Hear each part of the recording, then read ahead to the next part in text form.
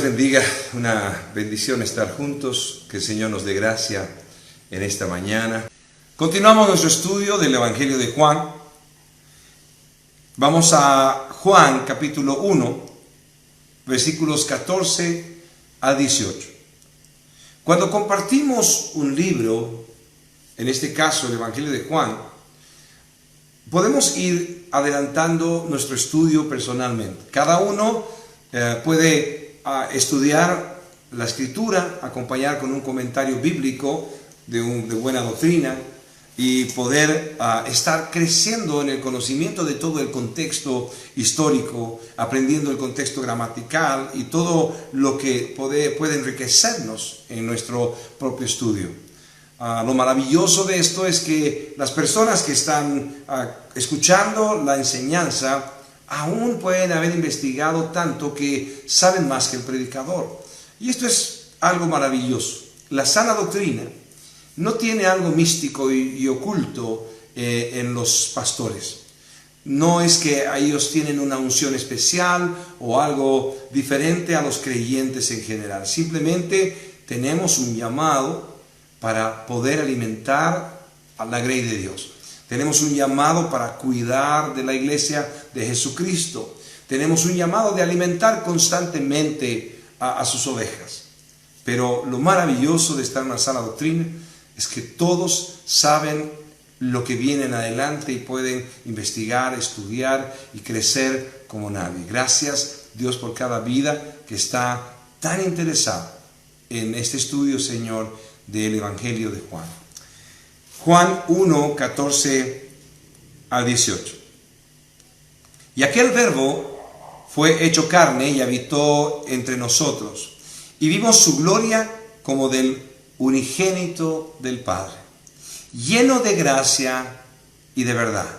Juan dio testimonio de él y clamó diciendo: este es de quien yo decía, el que viene después de mí es antes de mí, porque era primero que yo.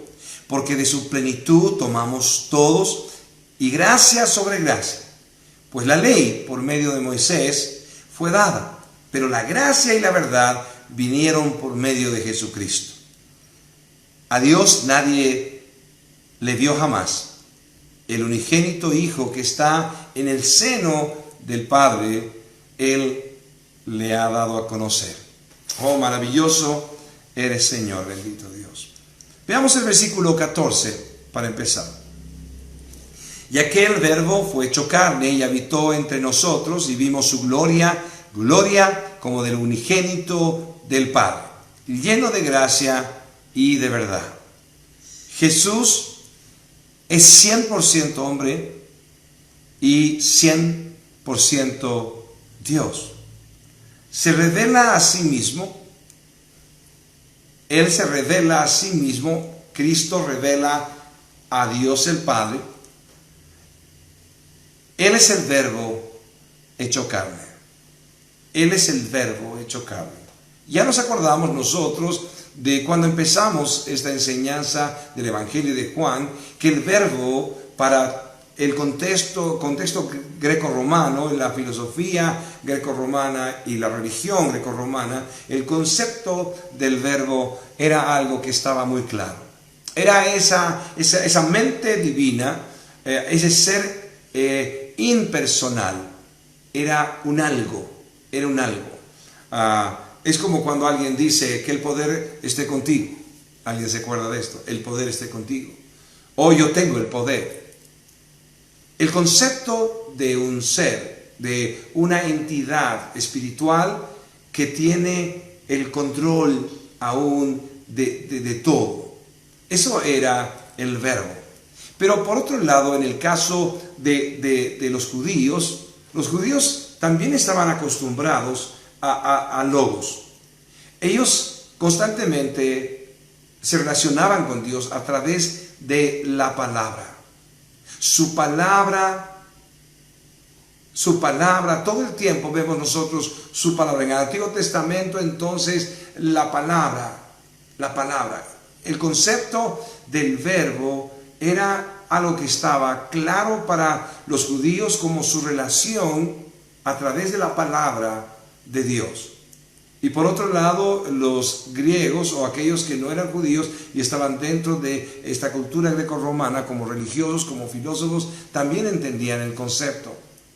Pero esto es muy fuerte porque recordemos que la influencia de Platón permeaba toda la sociedad. Por lo tanto, el verbo, el logos, la mente divina estaba ya, como dije, en el pensamiento de unos y de otros. Esto era tan real que para ellos mismos, en su pensar, la muerte era la salvación de la prisión del alma. Cuando alguien moría, entonces era librado de este estuche, de esta prisión. ¿Por qué? Porque lo malo del hombre era su carne. Lo malo del hombre era lo que se veía, lo que se palpaba. Mientras tanto, el alma era lo bueno. Cuando eran ellos confrontados con la muerte, simplemente veían, como lo dije antes, como una liberación del alma de esta prisión. Hasta el día de hoy escuchamos estos conceptos como si fuera algo tan actual, porque la herencia de la filosofía greco-romana ha llegado hasta nuestro tiempo. La gente está creyendo que simplemente fuimos librados de este estuche y jamás esperan que algo bueno salga de uno mismo como un hombre simplemente. Cuando el mismo Señor está salvando vidas y llevándolas a la santidad, apartándolas del pecado. Y la Escritura dice, todo tu ser alabe su santo nombre. Espíritu, alma y cuerpo, como dicen los tricotomistas o los dicotomistas, como pensamos que tanto lo espiritual como lo corporal, tanto lo tangible como lo intangible de nuestra vida, adore al Señor. Estamos llamados para que con todo nuestro ser le adoremos. No estamos separando lo espiritual como bueno y lo terrenal como malo, porque todo debe consagrarse a Dios y todo debe ser entregado a Dios. Entonces dice el versículo 14, y aquel verbo fue hecho carne y habitó entre nosotros, y vimos su gloria como del unigénito del Padre, lleno de gracia y de verdad. Algunos mitos se desarrollaron alrededor de esta filosofía greco-romana. Trataron de ver que la figura de Cristo, para apoyar aún sus creencias, era algo que en realidad simplemente aparentaba este Cristo, este Mesías, tener un cuerpo, pero en realidad no lo tenía. Era como una manifestación celestial del Cristo Redentor, del Cristo el Mesías esperado. Pero en realidad él como que manifestaba una presencia que no era real, porque lo espiritual es lo bueno, no podía ser el Cristo, el Mesías, aquel Salvador, algo tangible. Los docetistas, la filosofía del docetismo, que estaba muy fuertemente ya anidada en medio de la cultura greco-romana, no se volvió la herejía cristiana de pensamiento. Viene del griego dokein, docetismo, y simplemente dice, o puede significar parecer o aparentar. Encaja perfectamente con lo que dijimos en un momento. Cristo está presente, pero en realidad no es tangible, no es presente, solo parece, está manteniendo como una imagen de un hombre, pero no es un hombre. ¿Por qué? Porque no puede ser Dios un hombre, no puede Dios convertirse en hombre, no puede el Mesías Salvador, Dios mismo hecho hombre, no puede ser real, tiene que ser algo espiritual, porque lo espiritual es bueno. Por lo tanto, el docetismo sostiene y sostenía que Jesús no era real como ser humano, sino simplemente que parecía serlo. Los llamados evangelios gnósticos también presentaban esta carga de filosofía. Y, por ejemplo, los evangelios gnósticos, para que podamos entender, son parte de los libros apócrifos. Los libros apócrifos son libros que no fueron añadidos en el canon bíblico para formar los libros que son reconocidos como revelación de Estos libros fueron rechazados, no tenían fortaleza, no tenían un contexto que pueda fortalecer esta idea de que esto era inspirado. Contradecían muchos principios que el mismo Señor había dejado claro, contradecían el Antiguo Testamento en las profecías. Toda esta contradicción hacía que estos libros fueran rechazados. Aún muchos de estos libros fueron escritos muchos años después de la ascensión de Cristo. Pero sin fortaleza, simplemente como algo cultural, los evangelios gnósticos revelan conceptos como este. Jesús fingía que comía, pero en realidad ni digería los alimentos ni defecaba. Jesús fingía que comía, pero en realidad ni digería los alimentos ni defecaba. Otra vez el mismo concepto. Estamos rechazando que Jesús se hizo hombre, que el Verbo se hizo carne, a través de diferentes filosofías que desde el principio dijeron esto no es real. Lo maravilloso es que la revelación de Dios en tu vida y en mi vida nos ha puesto como aquellos que confían absolutamente en que Dios se hizo carne, en que Dios habitó en medio de nosotros. Dios vino, se hizo carne, habitó en medio de nosotros y trajo su gracia y salvación para cada uno de nosotros. Nuestra mente ha sido tocada por el Espíritu de Dios. Nuestra mente ha sido tocada por el Espíritu de Dios. Todo nuestro ser ha sido afectado por la presencia de Dios mismo y Él nos ha revelado su propia vida. Dios está con nosotros. Cuando podemos nosotros recordar cómo el ángel le da el mensaje a María y le da el nombre de su hijo. Este hijo se llamará Emmanuel. Emmanuel, Dios con nosotros. Qué maravillosa obra de Dios en tu vida y en mi vida. El Señor se me ha revelado. El Señor se te ha revelado. Los gnósticos, los docetistas, están peleando con sus conceptos, no lo entienden y está bien que no lo entiendan. ¿Por qué? Porque esto no es un tema de obra humana, no es un tema de inteligencia, no es un tema de sabiduría de hombre, sino es la revelación de Dios para los creyentes. Y Dios se reveló a tu vida y a mi vida. ¿Cuántos pueden estar agradecidos en esta mañana de esta obra maravillosa de Dios?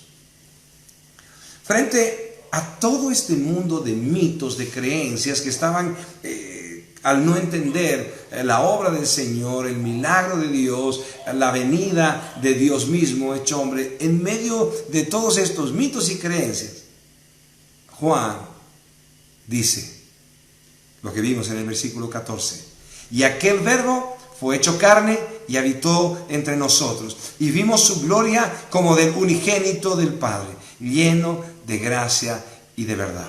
Contrario a toda filosofía, Dios se hizo carne, estuvo en medio de ellos, lo vieron, lo oyeron, lo tocaron. Oh Dios. Asimismo comienza la primera epístola de Juan. Juan escribe el Evangelio de Juan, pero también escribe las cartas de Juan.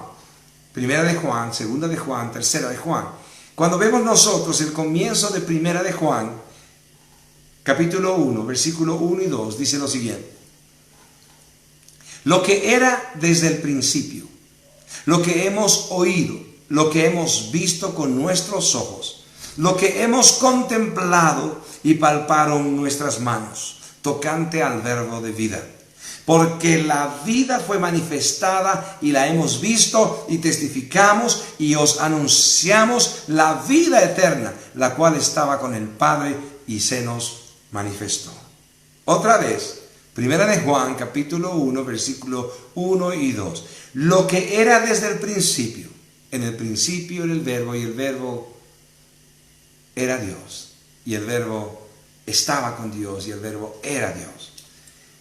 Lo que era desde el principio, lo que hemos oído, lo que hemos visto con nuestros ojos, lo que hemos contemplado y palparon nuestras manos tocante al Verbo de vida.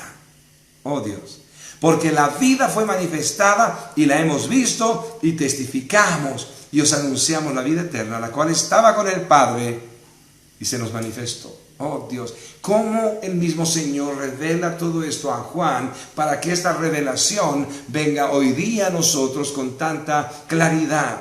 Pero otra vez digo, no son las palabras de hombre o las palabras de sabiduría humana lo que nos permiten ver esta revelación, leer esta revelación y poder contemplar a Dios. Él se reveló a tu vida. Él se reveló a mi vida. Él mismo abrió tu mente, tu corazón. Él abrió nuestros ojos y podemos verle como nuestro Dios, el Verbo divino, el creador de todas las cosas. Continúa el versículo 15 y dice: Juan dio testimonio de él y clamó diciendo: este es de quien yo decía, el que viene después de mí es antes de mí, porque era primero que yo. Otra vez leamos versículo 15. Juan dio testimonio de él y clamó diciendo: este es de quien yo decía, el que viene después de mí y es antes de mí, porque era primero que yo. Recordemos por un momento, Juan está mostrándonos esa obra que ya conocemos, la obra de Juan el Bautista. Juan el Bautista está diciendo: él era aquel que venía después de mí. Él era el que venía después de mí. El llamado de Juan el Bautista, no nos olvidemos, era preparar el camino del Señor. Él vino antes que Cristo en la aparición de su ministerio. La diferencia de 6 meses entre ellos no es el problema aquí, sino que el ministerio de Juan comenzó antes del ministerio de Cristo. ¿Por qué? Porque él tenía que preparar el camino del Señor. Y llamando al arrepentimiento, multitudes venían y él estaba preparando sus vidas para que reciban al Mesías como personas arrepentidas. Arrepentidos, arrepentidos. Y la gente que era bautizada entonces había tomado la decisión de limpiarse para Dios, de consagrarse a Dios en arrepentimiento. Pregunto, por un momento, ¿es ese llamado que Dios te ha dado a ti? Ese llamado de prepara tu vida porque yo ya vengo. Prepara tu vida porque yo ya vengo. Vengo en pronto, dice el Señor. Vengo pronto, dice el Señor. Vengo en breve. El llamado para tu vida es el mismo. Arrepentíos y convertíos, porque el reino de los cielos se ha acercado. Dios se hizo hombre y habitó en medio nuestro. El llamado para ti y para mí sigue siendo el mismo. Arrepentíos y convertíos, porque el Señor viene. O nos vamos nosotros o Él viene primero, pero el encuentro será real, porque después de esta vida solamente hay el juicio. Y unos tendrán un juicio y condenación eterna, y otros tendrán un juicio y gracia eterna, disfrutando del Señor. ¿Cuál fue tu decisión al escuchar este llamado? Que sea tu decisión la correcta. Señor, aquí estoy, arrepentido, y me convierto a ti, Señor, para poder estar contigo desde hoy y para siempre. Juan dio testimonio de él y clamó diciendo: este es de quien yo decía, el que viene después de mí. Ahora, claro que sí, Jesús estaba viniendo después de Juan, pero luego dice Juan: él es antes de mí, porque era primero que yo. Juan el Bautista había preparado el camino del Señor, pero estaba absolutamente consciente de que aquel que venía, Él estuvo desde el principio. Él era antes de Juan el Bautista, porque Él es el creador de todo, el omnipotente Dios, el soberano del universo. Y mientras tanto que Juan no existía, Jesús estaba creándolo todo. Y todo fue creado en Él y para Él. A Él sea la gloria. Juan sabía que el que venía detrás suyo era el mismo que estuvo desde el principio, antes que Él. Jesús se refiere a Él mismo como yo soy. Él es Dios. Pero antes Juan 1:1, que lo estudiamos antes, nos muestra justamente esa claridad revelada por Dios para Juan. Porque Juan sabe que era en el principio el Verbo. Él estaba ahí y ahí estaba el Mesías prometido. Pero lo presenta Juan en los versículos 1 y 2 de este capítulo 1. En el principio era el Verbo, y el Verbo era con Dios, y el Verbo era Dios. Este era en el principio Dios. Por eso les decía que cuando Cristo se presenta como el yo soy. Es Dios. Él estuvo desde el principio porque Él es Dios. Todo el tiempo que vayamos estudiando el Evangelio de Juan y aún las cartas de Juan, tendremos una y otra vez la palabra creer. Como 100 veces creer. ¿Por qué? Porque debemos creer en Él como Dios. Él está revelando constantemente, como ningún otro de los evangelios, está revelando a Cristo como Dios una y otra vez. Jesús se refiere a Él como yo soy. En Juan, más adelante, capítulo 8, versículo 57 y 58, leemos lo siguiente. Juan 8, 57 y 58. Entonces le dijeron los judíos: ¿aún no tienes 50 años y has visto a Abraham? Lo imposible. Jesús les dijo: de cierto os digo, antes que Abraham fuese, yo soy. Antes que Abraham fuese, yo soy.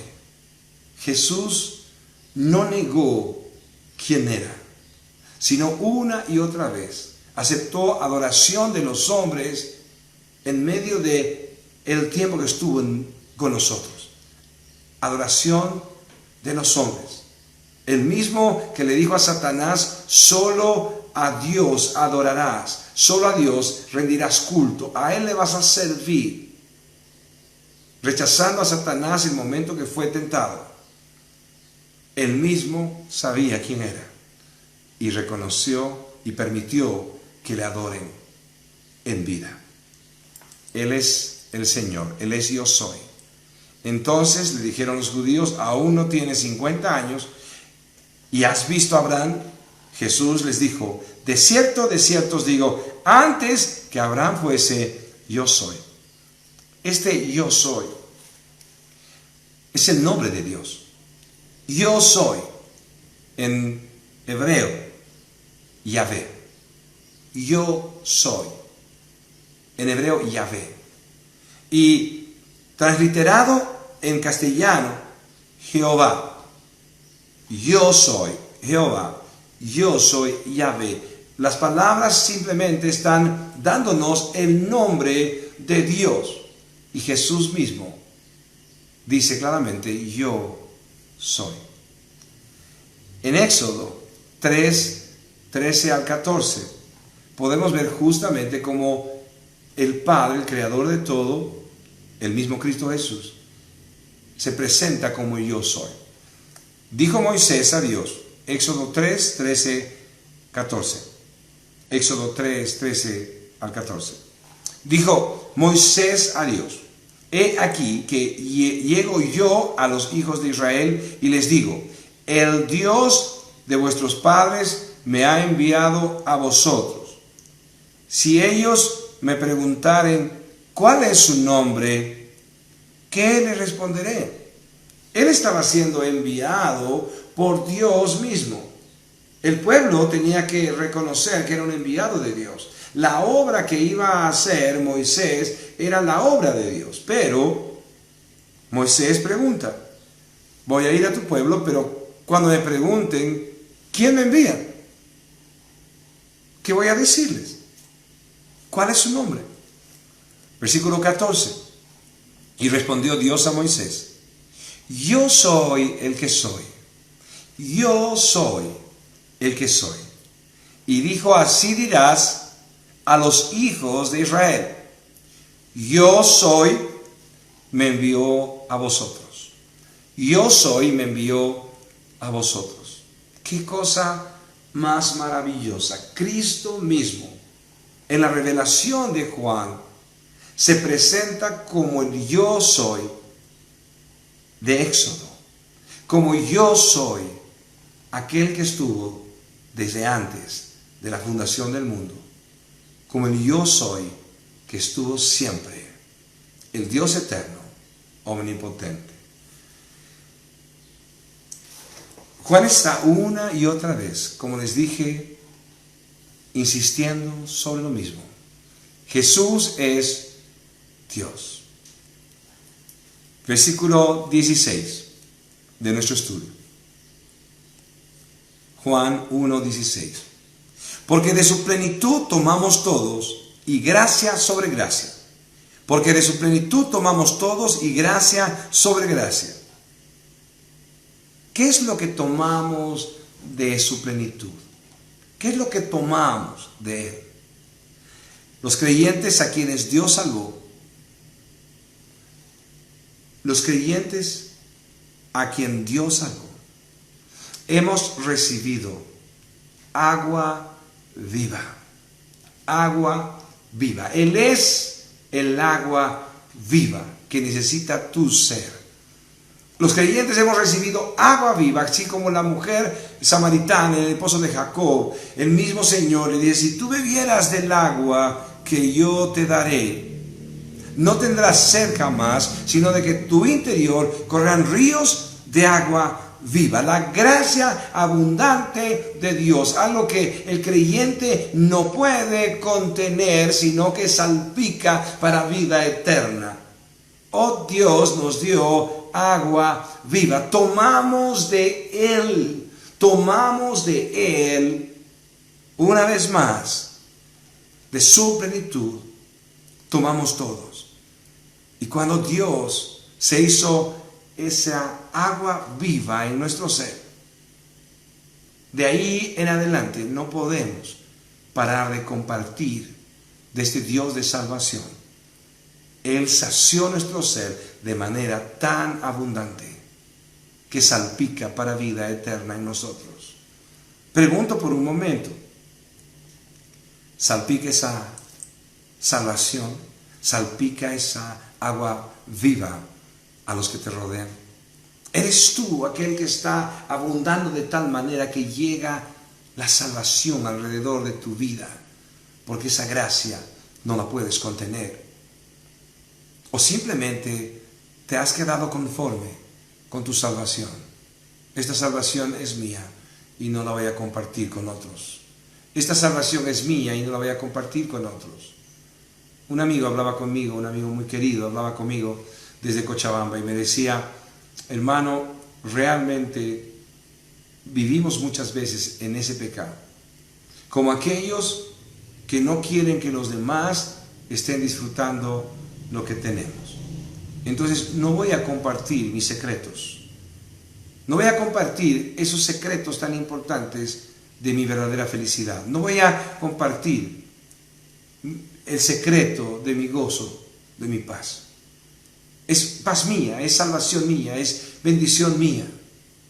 Es como aquel que se maneja en un gnosticismo donde, hermanos, yo disfruto de la gracia del Señor, de la unción de Dios, pero no puedo compartírselas, porque cuando tú estabas jugando fútbol yo estaba de rodillas orando.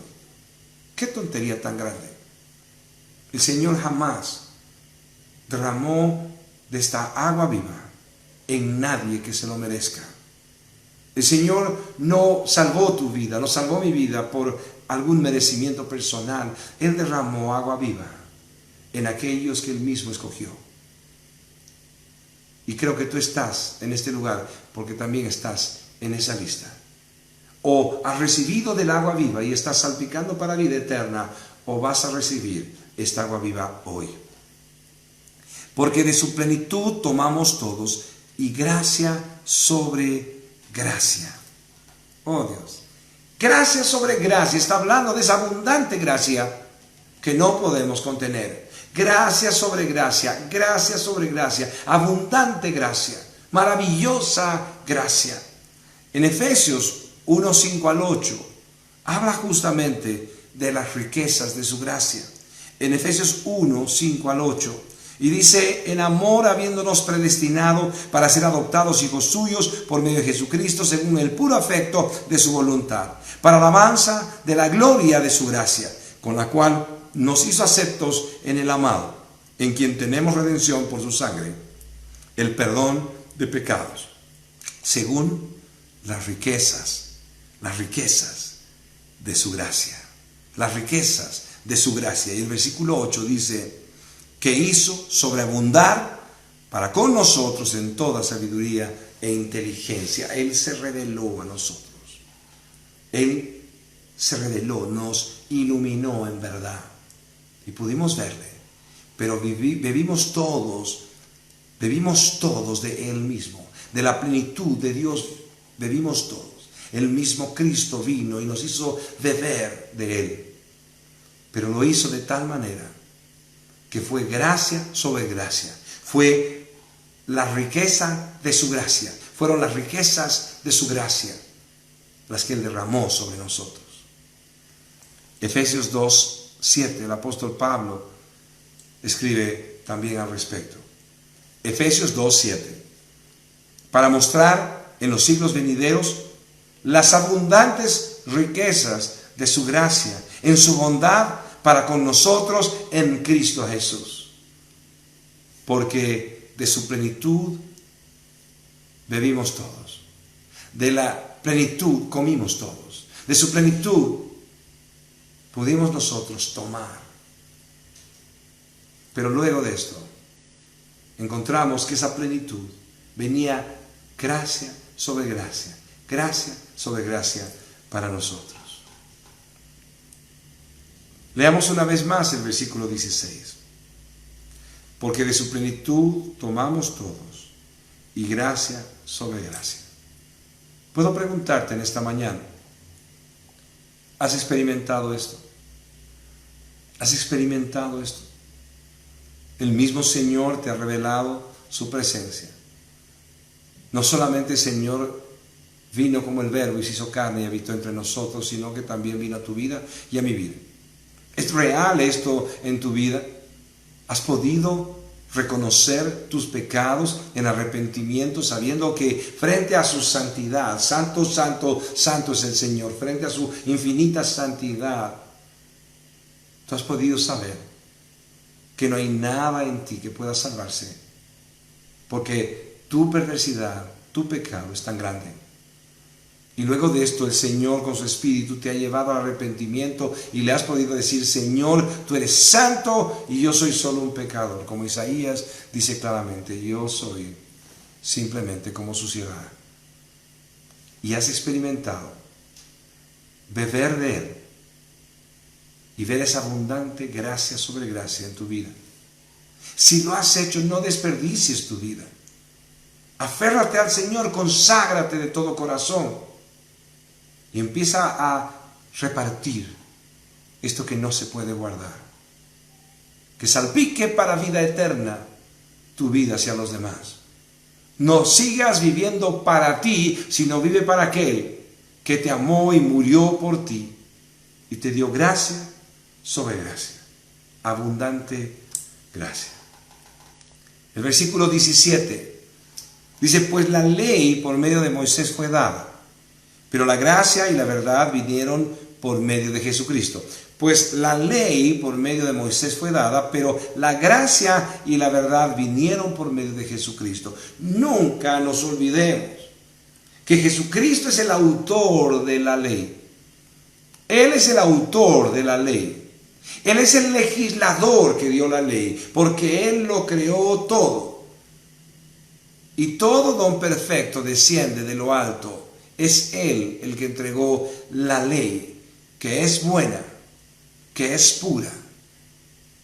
La misma ley que Dios dio no nos reveló toda la verdad.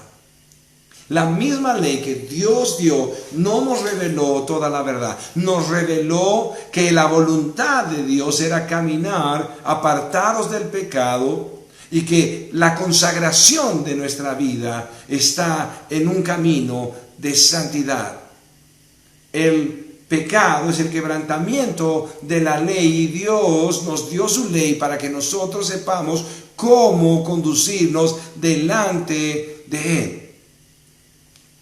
Pero no es la verdad completa la ley. Porque el mismo Señor cuando vino aquí reveló aún la magnitud donde tocaba cada área de nuestra vida la ley. Por lo tanto, cada uno de nosotros se encontraba absolutamente pecador. Absolutamente pecador.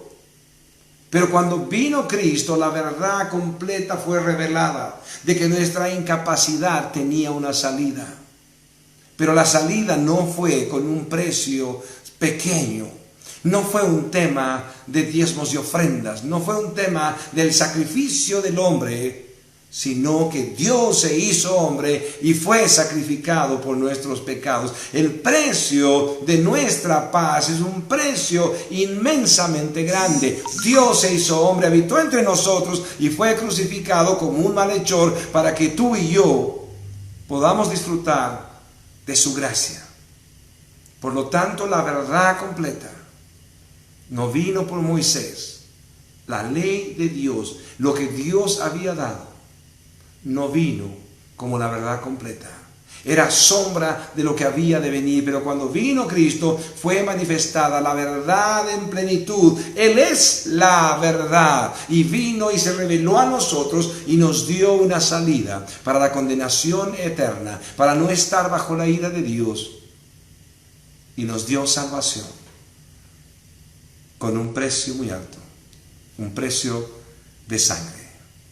Pues la ley, versículo 17, pues la ley por medio de Moisés fue dada, pero la gracia y la verdad vinieron por medio de Jesucristo.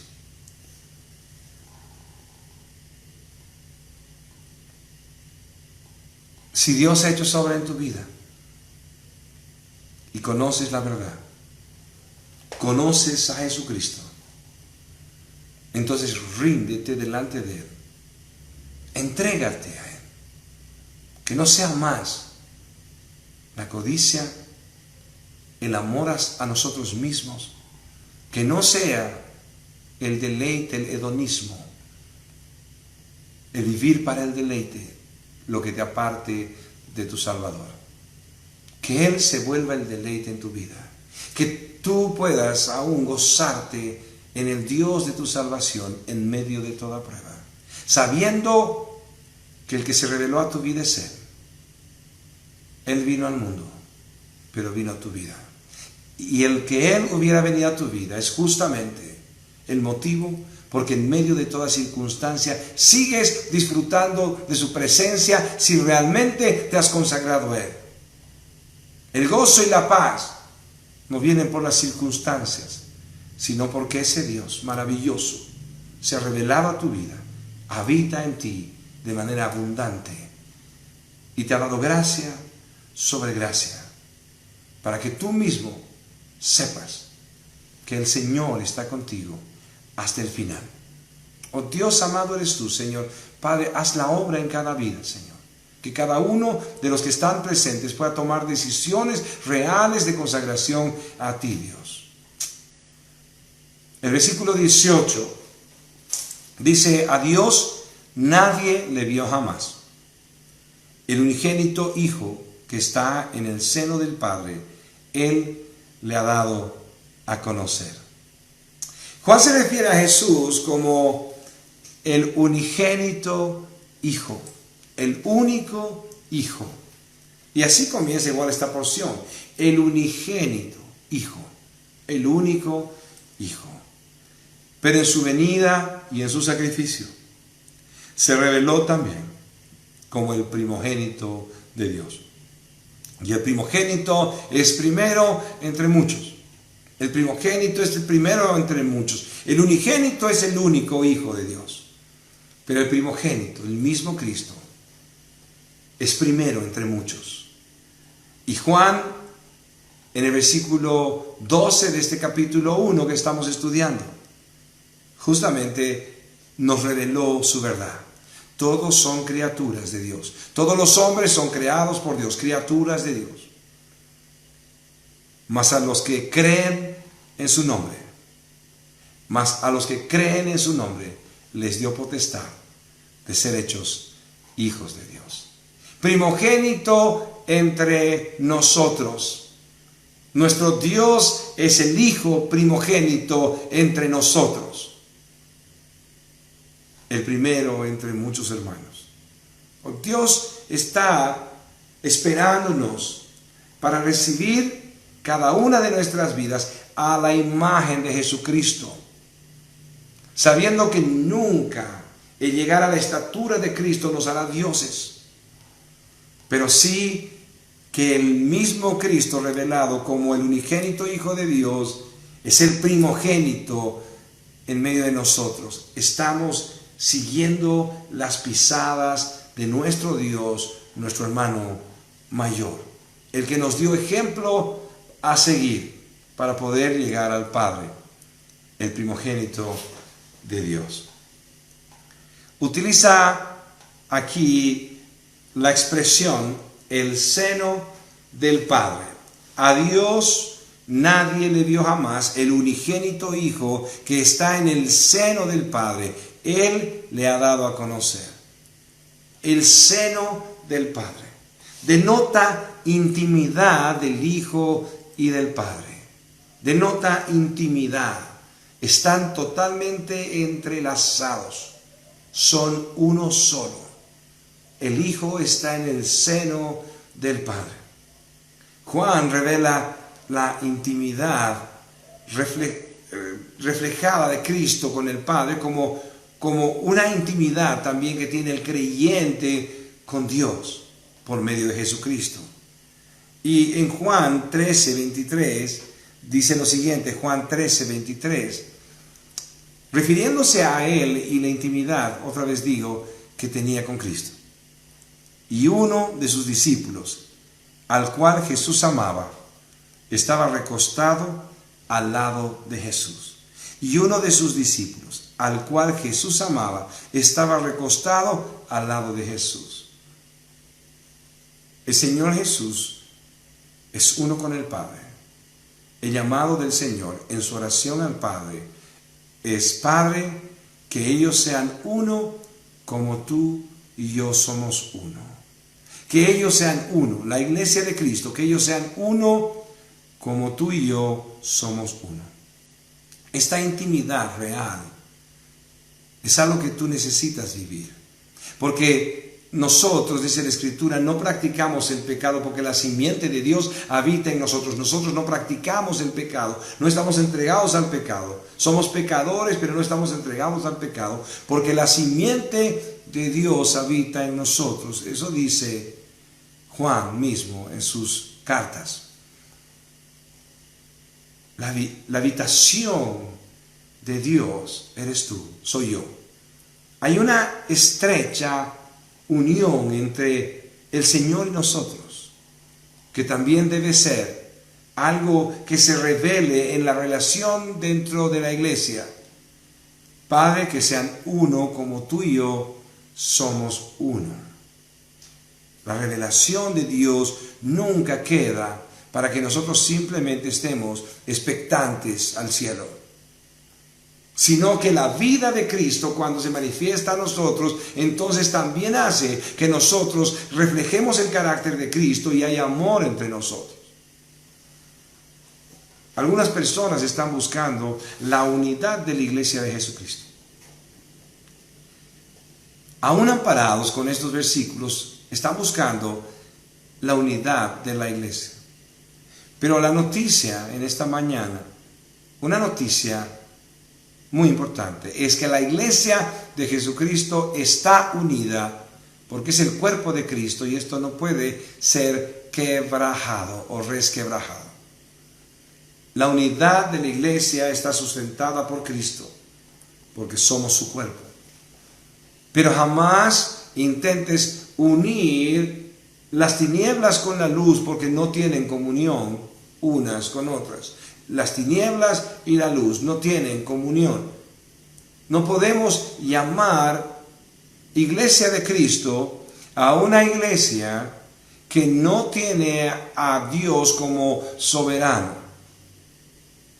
Cuando los hombres son aquellos que están gobernando sobre el pensamiento de las vidas, supuestamente por una revelación personal única, por una unción personal y única, y están enseñoreados de la vida de las personas y están manejando las vidas como quieren. No podemos llamar iglesia a un lugar donde sucede esto, porque el precio de sangre que fue pagado por cada vida, por cada miembro de la iglesia, no fue pagada por el ungido pastor, fue pagado por Cristo.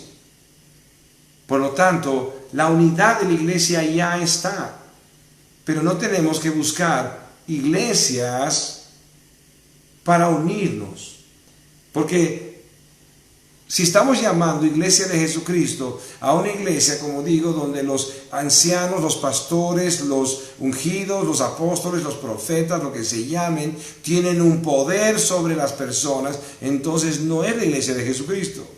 No podemos llamar iglesia de Jesucristo a un lugar donde se reúnen para hacer creer a la gente que su diezmo y ofrenda es el mejor negocio para cumplir sus codicias, porque Dios les va a multiplicar mejor que cualquier entidad financiera, que cualquier negocio comercial, si ellos pactan con Dios y traen su dinero a la iglesia. No podemos llamar iglesia de Jesucristo a los que han hecho un mercado de la iglesia, un comercio de la iglesia. La unidad de la iglesia está y estuvo siempre.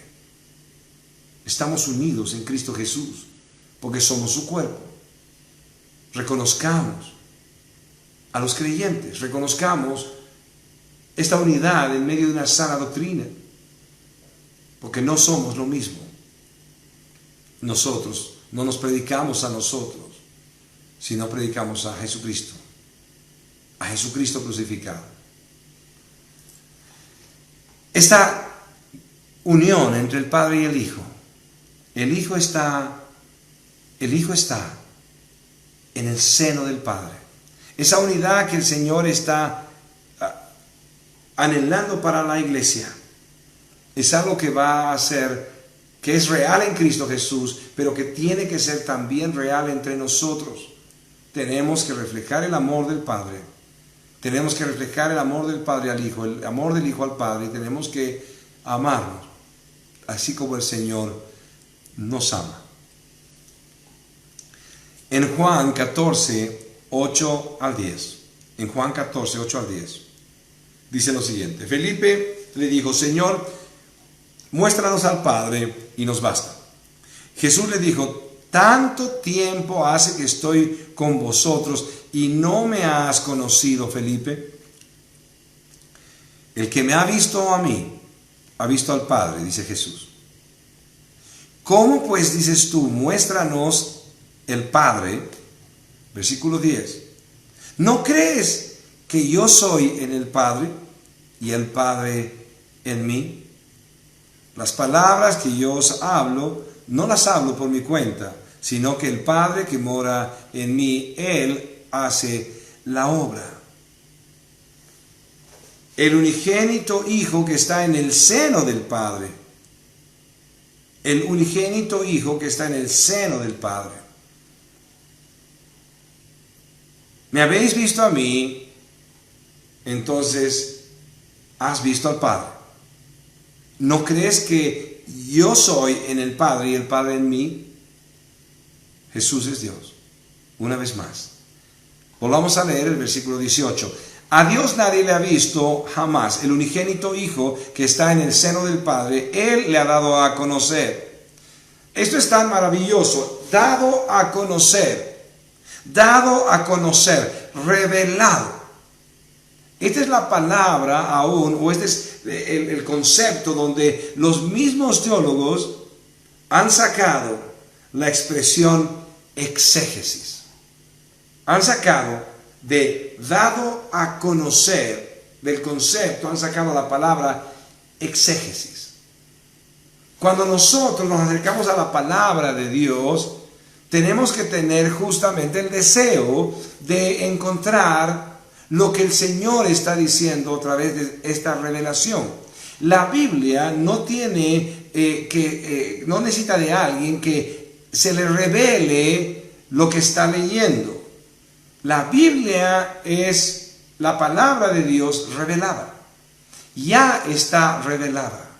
El trabajo del creyente cotidiano es exégesis, es sacar de lo que el Señor ha dicho dentro de su contexto, es encontrar el contexto de lo que el Señor está diciendo y sacar justamente el mensaje desde la Escritura. Lo que la gente hace por lo general, sin conocimiento de Dios, sin relación con Dios, sin comunión con Dios, o aún simplemente por ignorancia, se acerca a la palabra de Dios y hace una eisegesis. Exégesis, eisegesis. Exégesis, sacar de la misma palabra el mensaje. Eisegesis es acercarme a la palabra y sacar de mí la interpretación de la palabra. Entonces alguien podría decir, esta mañana he leído la palabra de Dios y como Dios nos habla a través de ella, Dios me ha dicho, sal sin barbijo, porque yo te protejo. Y entonces alguien le pregunta, le dice, ¿y en qué está en griego o en hebreo la palabra barbijo? Dice, no, yo he leído y Dios me ha revelado esto en Jeremías 33:5. Eisegesis. Según lo que yo soy, según cómo yo me siento, leo la Escritura y saco una interpretación. Hay personas que dicen, pastor, la palabra de Dios es tan maravillosa, la Biblia es tan maravillosa, que uno lee un día y dice una cosa, otro día lee y dice otra cosa, y otro día lee y es otra cosa. Mentira. La palabra de Dios tiene un propio contexto, un significado claro, y es el mismo significado que tiene cada vez que la leemos si realmente hacemos exégesis. Jesucristo nos dio a conocer al Padre. Él es el Padre, Él se reveló a nosotros. Por lo tanto, conforme a la revelación de su palabra, sacando el significado de la misma palabra, vamos a encontrar el mismo resultado. Dios dijo lo que dijo, y no lo que yo siento que dice, ni como yo me siento hoy dice algo el versículo distinto. Entonces, cuando yo estoy deprimido, la palabra de Dios está diciendo en el mismo versículo que hay éxito, que hay bendición, o me está diciendo que tengo que matarme, o lo que sea. ¿Por qué? Porque así me siento yo. O de repente cuando tengo gozo y alegría y estoy próspero en todas las áreas, entonces el mismo versículo ya no me está diciendo esto, sino me está diciendo, Dios te multiplicará muchísimo más, pero no dice lo que yo quiero que diga la palabra. Jesús nos dio a conocer al Padre como es el Padre. Y Jesús, que es el Verbo, nos dejó su palabra para que nosotros encontremos la revelación, no mística, sino en el mismo contexto de la Escritura y podamos decir, Dios es este, yo soy esto y Dios quiere esto y así debo hacer. ¿Por qué? Porque cada versículo siempre dice lo que dice. Siempre dice lo que dice. Acerquémonos a Jesucristo como aquel que se ha revelado. Él es el Padre, Él es Dios. Pero volviendo a nosotros, la pregunta está en que si el Señor se reveló de esta manera y Él es el mismo Dios, creador de todas las cosas, Él es el Verbo divino, Él es el Logos, en verdad también es aquel que abundantemente te ha dado gracia sobre gracia y tú estás en Él hoy como alguien que tiene salvación, que tiene vida eterna, que tiene paz con Dios en medio de toda circunstancia, porque también eso es lo que ha sucedido en tu vida. Él se te ha revelado. Él vino a tu vida. Él vino a tu vida. Si esta es la realidad para ti, una vez más quiero alentarte. Estudiar el Evangelio de Juan no tiene que llevarnos a un concepto de, oh, qué profundidad de mensaje, qué profundidad de estudio. No hay nada nuevo debajo del sol. El pastor no va a decir algo nuevo. Simplemente va a exponerte la Escritura. Pero la revelación de Dios es para ti y es personal. Dios se reveló a tu vida. Pregunto, ¿qué vas a hacer con esto? Porque si estudiamos y aún tocamos los puntos más álgidos o más profundos de la teología, si la predicación de hoy no va a llevarte a una consagración real o no va a llevarte a una conversión real, entonces hemos perdido este culto. Y en vez de exaltar el nombre del Señor, simplemente nos hemos distraído en las profundidades de la teología. Yo quiero invitarte en esta mañana. Aquel que se reveló a tu vida, aquel que vino a tu vida, quiere toda tu vida. Quiere que esa comunión que hay con el Padre también haya de nosotros con Él. En verdad, la comunión que Dios está esperando tener contigo no es algo que Él necesita, es algo que tú y yo necesitamos.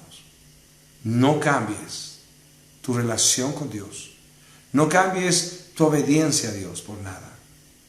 Vive para agradarle, vive cercano a Él, disfruta beber de esa agua que el Señor tiene, que puedas salpicar para otros vida eterna y que puedas deleitarte en tu Dios en medio de toda circunstancia.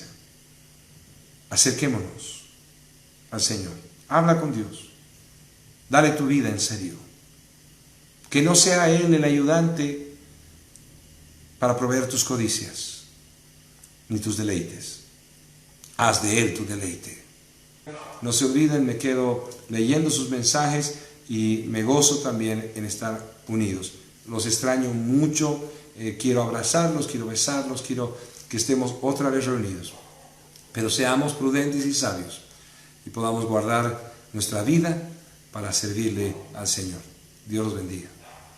Fue una producción de Comunidad Cristiana de Restauración Tarija.